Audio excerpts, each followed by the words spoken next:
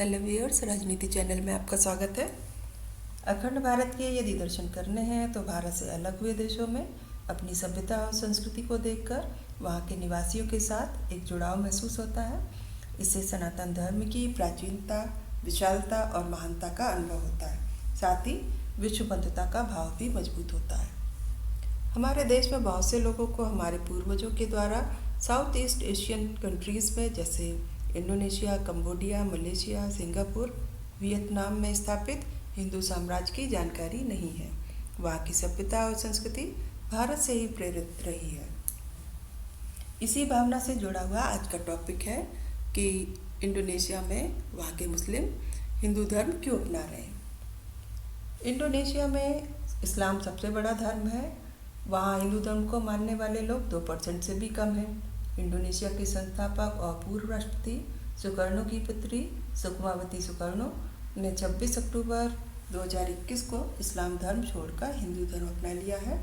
हम सभी भारतीयों को अपने सनातन धर्म में स्वेच्छा से वापस आने का सुकमावती सुकर्णो पुत्री का स्वागत करना चाहिए, क्योंकि सनातन धर्म बहुत ही वैज्ञानिक है और महान जीवन मूल्यों को अपने में समाहित किए हुए है। इंडोनेशिया में लोगों का हिंदू धर्म के प्रति झुकाव और अपने मूल धर्म हिंदू धर्म में वापस आने के पीछे कुछ इम्पॉर्टेंट फैक्टर्स हैं। उनमें से कुछ कारणों को मैं यहाँ डिस्कस करूँगी। इसमें सबसे पहले शब्दापालन का श्राप एवं भविष्यवाणी।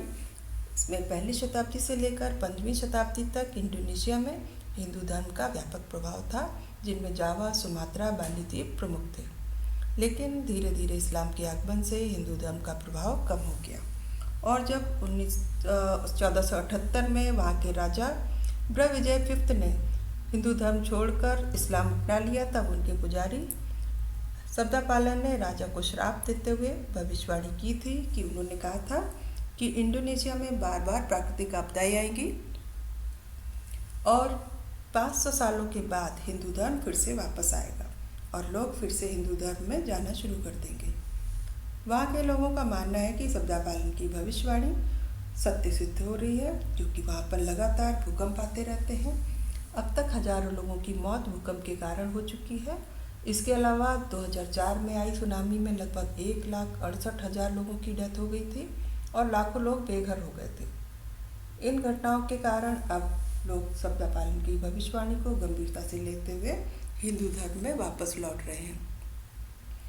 इंडोनेशिया के लोगों को अपने देश के इतिहास की भी जानकारी है और वे अपने पूर्वजों के प्रति सम्मान का भाव रखते हैं। यहाँ के मुसलमानों को यह मालूम है कि उनके पूर्वज अरब या तुर्क से आए हुए आक्रांता नहीं, बल्कि सनातनी हिंदू थे और वे लोग अपने पूर्वजों के धर्म में वापस लौटने पर गर्व का अनुभव कर रहे हैं। वहीं भारत में जिस तरह से इतिहास की अंग्रेजों वामपंथियों के द्वारा गलत व्याख्या की गई, उसे बदला गया, उसे भारत पर आक्रमण करने वाले, उसे लूटने वाले लुटेरे मुस्लिम रूलर को महिमा मंडित किया गया और अपनी वीरता से 1000 सालों तक संग्राम करने वाले हिंदू शासकों को भुला दिया गया। उनके बारे में यहाँ के लोग बहुत ही कम जानते हैं। इसी कारण भारत के मुस्लिम देश को लूटने वालों को अपना पूर्वज मानते हैं और हिंदू संस्कृति से अपने आप को अलग समझते हैं। इसी क्रम में सूर्य नमस्कार, वंदे मातरम का विरोध होता है। भारतीय मुसलमानों को यह पता होना चाहिए कि उनके पूर्वजों को तलवार की नोक पर उनका धर्म परिवर्तन करने के लिए मजबूर किया गया था और इस तरह से हमारे बंधु हमसे अलग हो गए थे। लेकिन अब ऐसी क्या मजबूरी है? उन्हें अपने वास्तविक इतिहास का बोध होना चाहिए।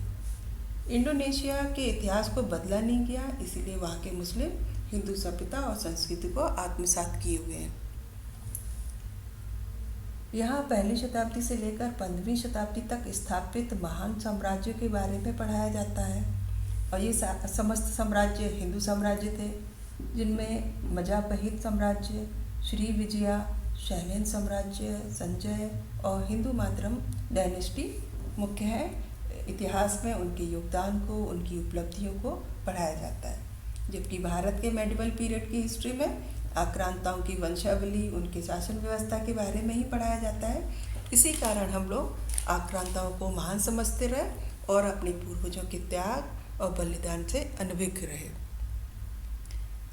इसके अलावा हिंदू सेनापति गज अहमद इंडोनेशिया के राष्ट्रनायक हैं।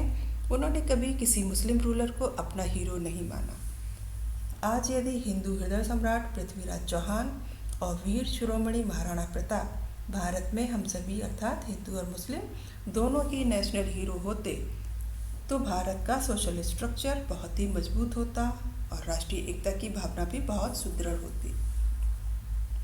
इसके अलावा इंडोनेशिया में रामायण और महाभारत का हर घर में पाठ होता है। यहाँ के लोग हम भारतीयों से ज़्यादा गहन जानकारी इन पौराणिक ग्रंथों में रखते हैं। इंडोनेशिया की रामलीला पूरे विश्व में प्रसिद्ध है। यहाँ के लोग अपने बच्चों के नाम रामायण और महाभारत के पात्रों के नाम पर ही रखते हैं। इंडोनेशिया के संस्थापक और पहले राष्ट्रपति सुकार्नो का नाम भी महाभारत के कर्ण के नाम पर ही रखा गया था। उनके पिताजी को कर्ण का कैरेक्टर बहुत ही पसंद था, लेकिन कर्ण ने महाभारत में गलत पक्ष का साथ दिया था, इसीलिए उन्होंने अपने पुत्र का नाम सुकर्णो रख दिया था। यहाँ की संस्कृति भाषा पर हिंदू संस्कृति का ऐसा प्रभाव पड़ा है कि दुकानों, स्कूलों और अनेक स्थानों के नाम भी संस्कृत भाषा में मिल जाते हैं। यहाँ के लोग धर्म और संस्कृति को अलग अलग रखते हैं। यहाँ के मुस्लिम यदि घर में कुरान रखते हैं तो रामायण और महाभारत भी उनके घर में मिल जाती है और वो दोनों का ही पाठ करते हैं। इसके अलावा इंडोनेशिया में 1998 में 20,000 के नोट पर भगवान गणेश की फ़ोटो छापी गई, क्योंकि सरकार को ये विश्वास था कि मंदी के दौर से गुजर रही अर्थव्यवस्था को उबारने में विघ्नहर्ता गणेश जी अवश्य मदद करेंगे, और ऐसा हुआ भी। इसी तरह वहाँ का राष्ट्रीय प्रतीक भगवान विष्णु की सवारी गरुड़ है और वहाँ पर विश्व का सबसे बड़ा मंदिर गरुड़ जी का मंदिर है। अंत में बढ़ती हुई इस्लामिक कट्टरता भी हिंदू धर्म के अपनाने का कारण बनी हुई है। वर्तमान समय में धीरे धीरे इस्लामिक कट्टरता बढ़ रही है और इस्लाम का तालिबानीकरण हो रहा है।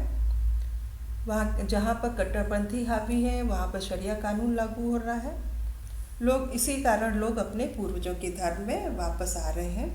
सुखमावती सुकर्णोपुत्री पर भी एक कविता को लेकर ईश निंदा का आरोप लगा था और वहाँ के कट्टरपंथी उन्हें हमेशा टारगेट करते रहे।